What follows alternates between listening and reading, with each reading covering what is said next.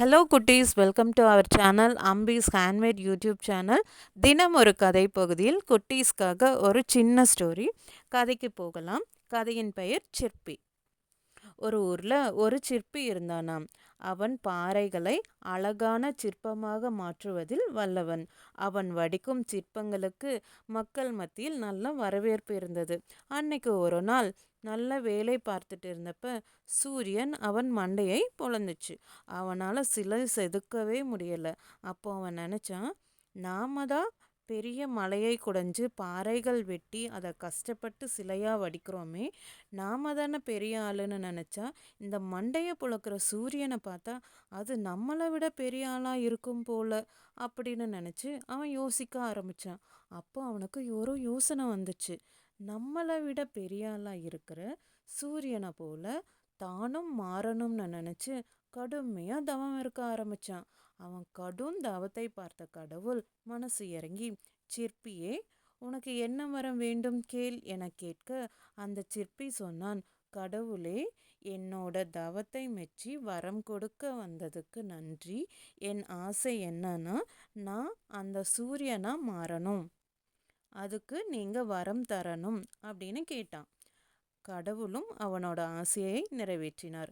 சிற்பியும் சூரியனா மாறி வானத்தில் வலம் வந்தான்.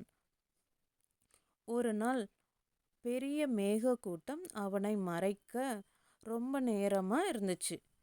அவனால் மேகத்தை விட்டு வெளியே வரவே முடியலை. அப்போ அவன் யோசித்தான், சூரியன்தான் பெருசுன்னு நினச்சி மாறினோம், இப்போ சூரியனே மறைக்கிற மேகந்தான் பெருசு போல அப்படின்னு நினச்சான். மறுபடியும் தவம் இருக்க ஆரம்பித்தான்.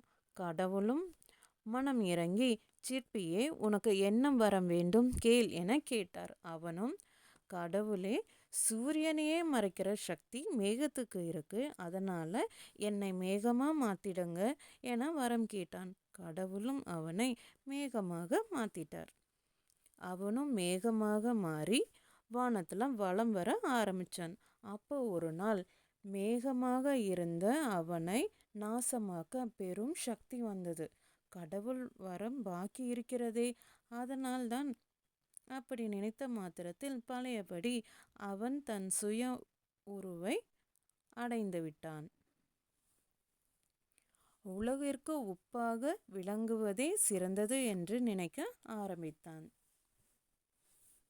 குட்டீஸ், இந்த கதையில் வந்த சிற்பி கடவுள்கிட்ட வரம் வாங்கி சூரியனை போலவும் மேகங்களை போலவும் உருமாற முடிஞ்சதே தவிர அவங்கள மாதிரி இருக்க முடியல.